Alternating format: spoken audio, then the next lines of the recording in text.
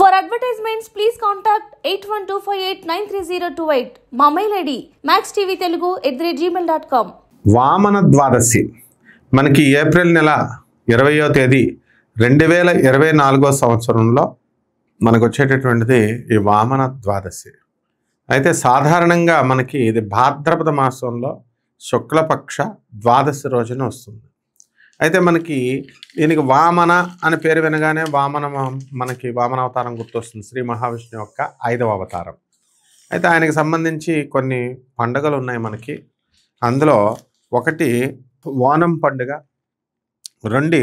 రెండు బలిప్రతిపాద, తర్వాత మూడవది వామన ద్వాదశి అన్నమాట. అయితే ఈ వామన మూర్తి యొక్క భార్య పేరు కీర్తి అమ్మవారు. అంటే ఫేమ్, పేరు ప్రతిష్టలు, కీర్తి సంపాదించామంటాం కదా. ఆమె మహాలక్ష్మి తల్లి యొక్క అవతారం. ఆమెనే కమల, పద్మ అని మనం పిలుస్తాం. అయితే ఈ యొక్క వామన అవతారమూర్తికి ఈయనకి బాల్య రూపంలో వచ్చాడు. బాల్య రూపంలో బలిచక్రవర్తిని అణగొట్టడానికి వచ్చాడు. బాగుంది. ఆ తర్వాత తదనంతరం ఆయనకి వివాహం అయిందనే విషయం తెలియదు. ఆయనకి మళ్ళీ సంతానం కలిగింది మహాలక్ష్మితో అని చాలామందికి తెలియదు. అయితే ఈ యొక్క వామన ద్వాదశి రోజున మనం చేయాల్సింది ఏమిటి అంటే, మనం ఉదయమే తెల్లవారుజామున లేవడము, ఆ బలిచక్రవర్తిని అణిచివేసినటువంటి వామన అవతారానికి, అంటే శ్రీ మహావిష్ణువు యొక్క రూపానికి ఫోటో ఉంటే ఫోటో పెట్టుకోవడం, పూజ చేసుకోవడం, దీపాలు వెలిగించడం, పంచోపచారాలు కానీ షోడశోపచారాలతో, అంటే 5 ఉపచారాలు, 5 సేవలు కానీ, లేదా షోడశ అంటే 16 ఉపచారాలతో ఆయనకి మనం పూజ చేసుకోవాలి. ధూపం, దీపం, ఆ తర్వాత ఈ కుంకుమ వేసుకోవడము, గంధాలు, తులసిమాల, ఇదంతా శ్రీ మహావిష్ణువు అవతారం కాబట్టి శ్రీ మహావిష్ణువులాగే ఆయనకి పూజ చేసుకుంటాం. అయితే మనకి ఈ యొక్క బలిచక్రవర్తిని ఎందుకు ఆయన అణిచివేయాల్సి వచ్చింది అని అంటే, అది ఒక్కసారి ఏం జరుగుతుంది అని అంటే, ఈ దేవతల మధ్య, ఈ యొక్క రాక్షసుల మధ్య, వీళ్ళిద్దరి మధ్య యుద్ధం జరుగుతుంది. అసలు ఈ దేవతలు రాక్షసులు ఎవరు? కశ్యప ప్రజాపతి యొక్క భార్య పేరు దితి, ఆదితి. 2 భార్యలు ఆయనకి. దితి నుంచి పుట్టినటువంటి వాళ్ళు దైత్యులు, అంటే రాక్షసులు. అదితి నుంచి పుట్టినటువంటి వాళ్ళు దేవతలు. కాబట్టి దైత్యులు, దేవతలు అన్నది వచ్చాం.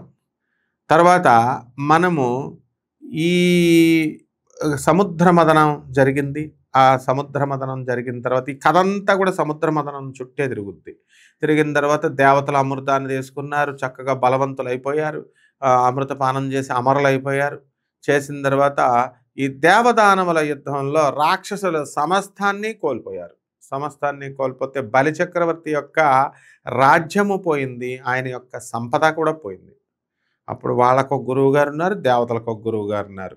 రాక్షసుల గురువు గారు శుక్రాచార్యుడు, దేవతల గురువు బృహస్పతి. ఈ బృహస్పతి కూడా ఒకానొక సమయంలో శుక్రాచార్యుల వారి యొక్క శిష్యుడే అనమాట. అయితే ఈ రాక్షస గురువు అయినటువంటి శుక్రాచార్యుడి యొక్క ఆదేశాల మేరకు ఒక హోమాన్ని, యజ్ఞాన్ని చేయమంటారు, ఒక తపస్సు చేయమంటాడు. తపస్సు చేయమంటే ఆయన తపస్సు చేస్తాడు. బలిచక్రవర్తి తపస్సు చేసిన తర్వాత ఆ ఇంద్రుడి పైన విజయాన్ని సాధిస్తాడు.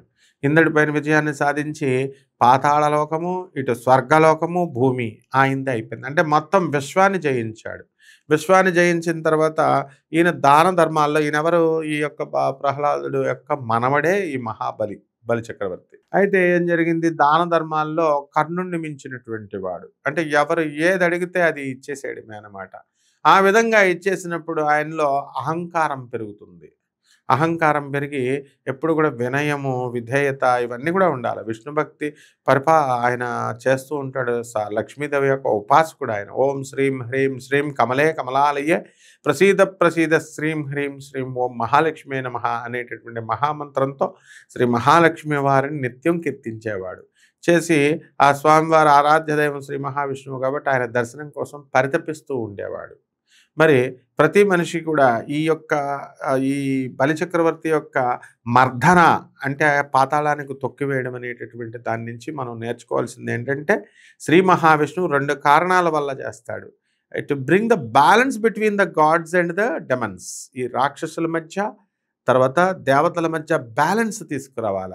ఆయన పరిపోషకుడు, పాలన చేస్తాడు కాబట్టి. ఆయన ధర్మం, ఆయన డ్యూటీ. అంటే ఒక మనిషి మనంలో 50% లక్షణాలు మనకు దైవ లక్షణాలుంటే, 50% లక్షణాలు రాక్షస లక్షణాలుంటాయి. అందుకే ఇతరులు ఎదిగితే మనం చూడలేము. ఇతరులకి పేరు ప్రతిష్టలొస్తుంటే మనం చూడలేము. అలాగే అట్ ద సేమ్ టైమ్ మనము చక్కగా పేదవాళ్ళకి మనం ఒక్కొక్కసారి కనికరం కలుగుతుంది, దయ కలుగుతుంది. అటు మానవ లక్షణాలు 50% అనేటటువంటివి దేవతా లక్షణాలుంటే, 50% దైత్య లక్షణాలుంటాయి. కాబట్టి మనం ఏం చేయాలంటే ఈ రాక్షస లక్షణాలను పోగొట్టుకొని మన ప్రయత్నం, జీవన విధానం ఎలా ఉండాలంటే దైవ లక్షణాలను పెంచుకుంటూ వెళ్ళి చివరకు మనమే దేవుళ్ళం అవ్వాలి. ఇది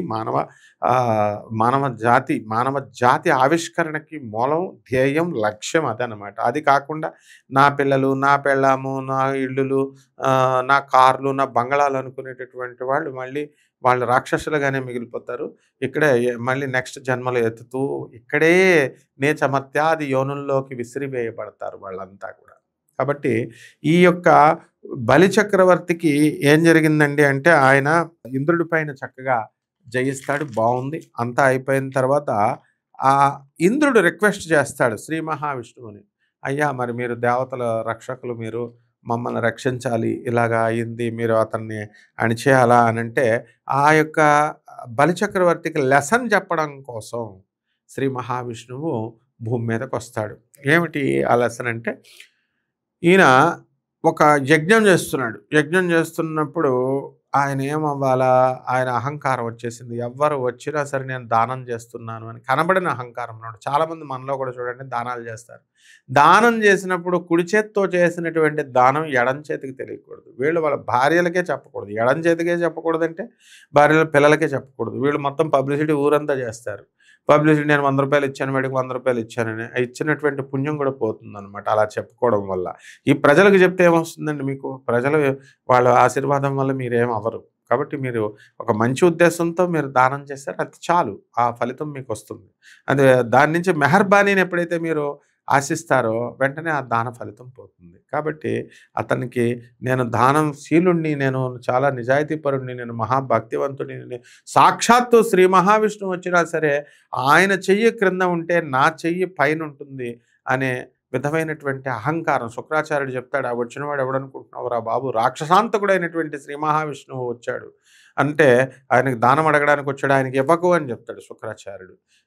చెప్పినప్పుడు విష్ణువుది ఈ లోక పరిపాలకుడైనటువంటి ఆ మహావిష్ణువు చెయ్యి క్రిందయ్యి ఆయన నా చెయ్యి పై అయితే అది నాకు చాలా ఆనందం అని అహంకారం అనమాట అది. అందువలన అలా అహంకరించాడు కాబట్టి ఆయనకు ఒక లెసన్ చెప్పాలి అనుకొని ఈ యొక్క శ్రీ మహావిష్ణువు వామన అవతారంలో బాల వటుడి రూపంలో, బాల బ్రహ్మచారి రూపంలో వస్తాడు. వచ్చి ఏమడుగుతాడు, 3 స్టెప్స్ ఆఫ్ ల్యాండ్ నివ్వు అని అడిగాడు. అంటే 3 అడుగుల నేల నిమ్మంటాడు. 3 అడుగుల నేల నిమ్మంటే ఈ 3 అడుగుల నేల అడగడం ఏమిటి, 3 అడుగుల నేల ఏం చేసుకుంటాడు ఈయన అనుకుంటాడు బలిచక్రవర్తి. అక్కడ శుక్రాచార్యుడు వెంటనే తన దివ్య దృష్టితో వచ్చినవాడు శ్రీ మహావిష్ణువు అని హెచ్చరిస్తాడు, జాగ్రత్త ఇవ్వకు అతనికి అని. అయినప్పటికీ కూడా ఆ వచ్చినవాడు విష్ణువు అయితే ఇంకా నా అదృష్టం ఏముంది, నా మహాభాగ్యం అది అని చెప్పి ఆయన ఏం చేస్తాడు, ఆ కమండలంతో సంకల్పాన్ని చెప్పాలి అని వటుడు అయినటువంటి వామనమూర్తి చెప్పినప్పుడు ఈయన బలిచక్రవర్తి ఆ నీళ్లను దాన్ని పోయబోతూ ఉంటే సంకల్పానికి ఈ యొక్క ఇది చేస్తున్నాడు, ఆచమనం చేయిస్తున్నప్పుడు అప్పుడు ఏం జరుగుతుందంటే ఈ శుక్రాచార్యుడు తన శిష్యుడు తన మాట వినడం లేదు, ఎలాగైనా సరే నేను రక్షించాలి అని చెప్పి ఒక క్రిమి రూపంలో, ఒక పురుగు రూపంలో ఆ కమండలానికి వచ్చేటటువంటి దారి ఉంటుంది కదా సన్నగా, ఆ దారి మధ్యలో ఆ కమండలానికి పురుగు కింద అడ్డుకుంటాడు. అప్పుడు శ్రీ మహావిష్ణువు ఏం చేస్తాడు, ఈ యొక్క పురుగుని ఏదో అడ్డుపడిందని ఒక పొల తీసి దాన్ని ఇలా పొడి చేస్తే శుక్రాచార్యుడికి ఉన్నటువంటి 2 కళల్లో ఒక కన్ను నుంచి రక్తం పడుతూ కన్ను పోతుంది. అందుకనే శుక్రాచార్యుడికి ఒక కన్నే ఉంటుందన్నమాట. గురువు చెప్పిన మాట వినలేదు కాబట్టి నువ్వు భ్రష్టుడు అవుతావు అని శపిస్తాడు శుక్రాచార్యుడు. బాగుంది. అయితే 3 అడుగుల నేల ఇచ్చేస్తాడు. అప్పుడు దాకా పొట్టిగా చిన్నగా మరుగజ్జులాగా ఉన్నటువంటి వామనమూర్తి దానం సంకల్పం అయిపోగానే విరాట్ స్వరూపం ఎత్తాడు. ఈ ప్లానెట్ అర్త్ కంటే కూడా పెద్దగా అయిపోయాడు, భూమి కంటే ఎత్తుగా అయిపోయాడు, పెద్దగా అయిపోయాడు. భూమిగా పెద్దగా అయిపోయి ఒక్క కాలునేమో భూమి మీద పెట్టేస్తాడు. మొత్తం పాదం అంతా కూడా భూమిని ఆక్రమించేసాడు. రెండవదేమో స్వర్గం పైన పెట్టేసాడు. హెవెన్ పైన పెట్టేసి మూడవది మరి ఉంది. ఇది 2 కూడా నాదే. ఇక నా ఓనర్‌షిప్‌ని నేను క్లెయిమ్ చేస్తున్నాను. ఇది this whole 2 planets are mine. ఇంక మరి మూడోది ఎక్కడిస్తానన్నావు? దానం మహాదానం చేస్తానన్నావు కదా! అని అడుగుతాడు. అందుకే పెద్దవాళ్ళ ముందు మనం కోతలు కోయకూడదనమాట. ఇది ఇస్తా, అది ఇస్తా అని చాలామందికి అలవాట్లుంటాయి. ఇచ్చేస్తాను, ఇది ఇచ్చేస్తా అని చెప్పడం. ఆ విధంగా ఆ యొక్క మూడోది అడిగేసరికి తన శిరస్సు ఉంది ఇంక. ఏం మిగిలింది? ఈయనకి బలిచక్రవర్తికి నా తల మీద పెట్టుకోండి అంటే, ఆయన కాలి తల మీద పెట్టి పాదాన్ని ఆయన్ని పాతాళ లోకానికి తొక్కేస్తాడు. అంటే అక్కడ ఏమిటండి అర్థము? ఇదంటే అహంకరించినటువంటి వాళ్ళు పాతాళానికి పోతారు అని.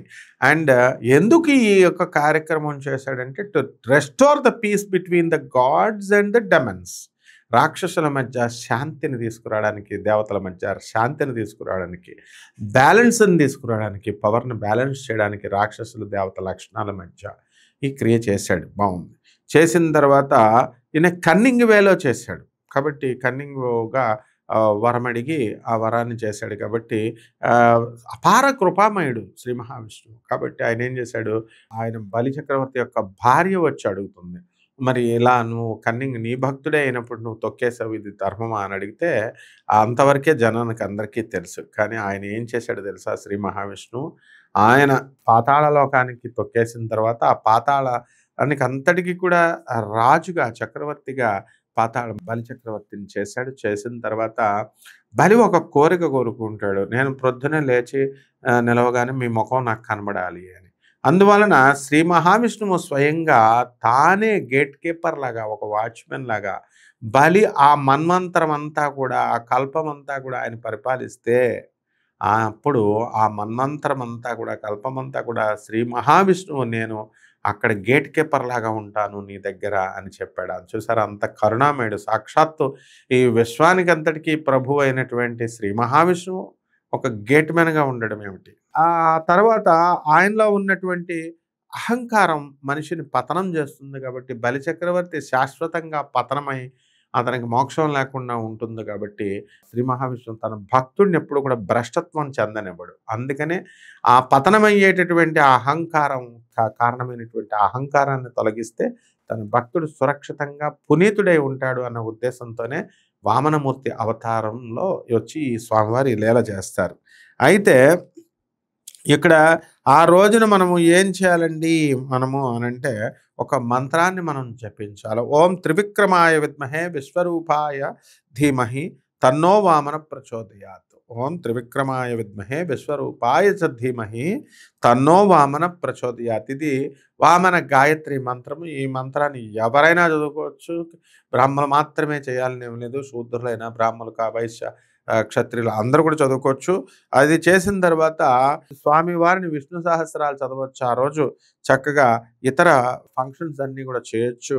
తర్వాత ఇక ఆ రోజున మనం ఏం చేయాలంటే అన్నమాన్ని, పెరుగుని వీళ్ళందరికీ కూడా యానిమల్స్కి దానం చేయొచ్చు, పశుపక్షాదులకు దానం చేయొచ్చు. ఈ విధంగా మనం ఈ బలిచక్రవర్తిని నెదర్ వరల్డ్ అంటే పాతాళ లోకానికి తీసుకెళ్ళి and which is considered one of the lower realms of the existence. అంటే ఆ అస్తిత్వానికి ఆయన మూలపురుషుడయ్యి అక్కడ మూలపురుషుడైనటువంటి ఆ యొక్క శ్రీ మహావిష్ణువు వామనుడు ఆ పాతాళ లోకానికి అధిపతిగా బలిచక్రవర్తిని చేస్తాడు. అండ్ ఈ బలిచక్రవర్తిగా ఆయన వామనమూర్తిగా ఆయన శ్రావణ మాసంలో, అలాగే అభిజిత్ లగ్నంలో ఆయన పుట్టడం జరిగింది. అలాగే ఆయన ఏం చేశాడండి, ఈ బలి చక్రవర్తిని ఇంకొక వరం కూడా ఇచ్చాడు. ఆయన చిరంజీవిని చేశాడు. ఎవరు చేస్తారండి ఈ కాలంలో? రాజుని చేశాడు, చిరంజీవిని చేశాడు. ఆయనలో ఉన్నటువంటి భక్తి భావాన్ని అంతటినీ పెంచాడు, అహంకారాన్ని తీసేశాడు. ఆ తర్వాత ప్రజలందరికీ కూడా తద్వారా మనకి ఒక రిమెంబరెన్స్ని ఇచ్చాడు. హంబుల్గా ఉండాలా, పెద్దవాళ్ళు వచ్చినప్పుడు హంబుల్గా ఉండాలా, జనరస్గా ఉండాలా, దయాస్వభావంతో ఉండాలా, అండ్ ఫెయిత్ఫుల్గా నమ్మకస్తుడై ఉండాలా. కాబట్టి ఈ లక్షణాలను పెంపొందించుకోవడం కోసమే ఈ వామన ద్వాదశిలో వామనావతారమూర్తి విష్ణుమూర్తి యొక్క 5వ అవతారంలో లీల చేయడం జరిగిందనమాట. కాబట్టి ఈ రోజంతా కూడా భక్తులు ఫాస్టింగ్ ఉండి ఏకాదశి రోజున ఈ యొక్క ద్వాదశి రోజున మనం ఒంటిపూట భోజనం ఉపవాసం ఉంటాం. ఆ రోజు చక్కగా శ్రీ మహావిష్ణువు యొక్క వామనమూర్తి యొక్క నామాన్ని మనం జపించుకుంటూ పూజ అనేది మీకు తెలిసిందే. ఇక ఈ మంత్రాన్ని 108 సార్లు జపించుకోవడం, లేదా విష్ణు సహస్రం చదువుకోవడం, విష్ణు అష్టోత్తరం చదువుకోవడం, ఓం వామనాయ నమః అనేటటువంటి మంత్రంతో మీరు చక్కగా చేసుకొని ఎంతసేపు కూడా ధర్మాన్ని నిలబెట్టాలి, ధర్మాన్ని మనం ఆచరించాలి. ఈ విధంగా చేసినప్పుడు మనకి ఖచ్చితంగా శ్రీ మహావిష్ణువు యొక్క ఆశీర్వాదం మనకు వస్తుంది. శుభమస్తు.